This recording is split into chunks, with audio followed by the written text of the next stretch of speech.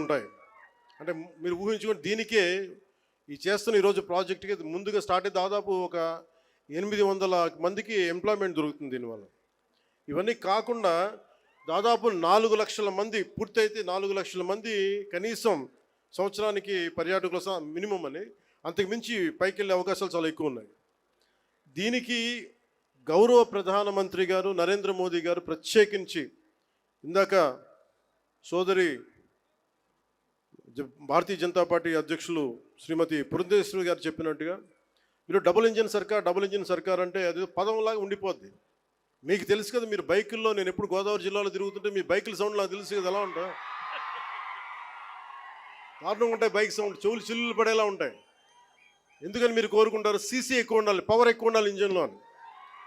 Power ఎంత ఎక్కువ ఉంటే ఇంజన్ అంత ముందుకెళ్తుంది.